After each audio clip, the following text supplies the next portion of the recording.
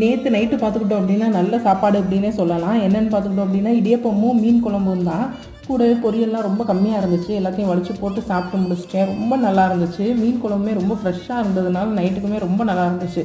இன்றைக்கி காலையில் பார்த்தோம் அப்படின்னா பேக் டு ஃபார்மாக பேன் கேக் தான். இந்த மாதம் ஃபுல்லாக நான் பேன் கேக்காக சுட்டு மைதா மாவே காலியாக போயிடுச்சு. அதனால் கோதுமை மாவு, அதுக்கடுத்து கொஞ்சம் பனானா இருந்துச்சு. ரொம்ப லைட்டாக மைதா மாவு இருந்துச்சு. எல்லாத்தையும் மிக்ஸ் பண்ணி நல்லா செஞ்சேன். ரொம்ப நல்லா இருந்துச்சு. ஆனால் மைதா மாவு அளவுக்கு இல்லைன்னே சொல்லலாம். இன்றைக்கி மத்தியானம் பார்த்துக்கிட்டோம் அப்படின்னா சண்டேங்கிறதுனால வழக்கம் போல் சிக்கன் பெப்பர் ஃப்ரை பண்ணிக்கிட்டேன். நானே பண்ணேன். அம்மா சிக்கன் குழம்பு அவங்க செஞ்சாங்க. அது போக பார்த்தோம் அப்படின்னா ரைத்தா கொஞ்சம் தண்ணியாக போயிடுச்சு. அது என்னென்னு தெரியலை. மற்றபடி நல்லா தான் இருந்துச்சு. கொஞ்சம் அவசரமாக வெங்காயம் வெட்டினேன். அதனால வெங்காயமே கொஞ்சம் பெருசாக அப்படி இப்படி இருந்துச்சு. அது கொஞ்சம் நல்லா பண்ணியிருக்கலாம். மற்றபடி ஒரு முட்டை வேற போட்டேன் அவிச்சிக்கலாம் அப்படின்னு சொல்லிட்டு. அது பார்த்தோம் அப்படின்னா பிஞ்சு போயிடுச்சு. சரின்னு சொல்லிட்டு அம்மாட்ட கொடுத்துட்டேன். முழுசாக இல்லை அப்படிங்கிறதுனால. நல்லா இருந்துச்சு ஆனால் சாப்பாடு.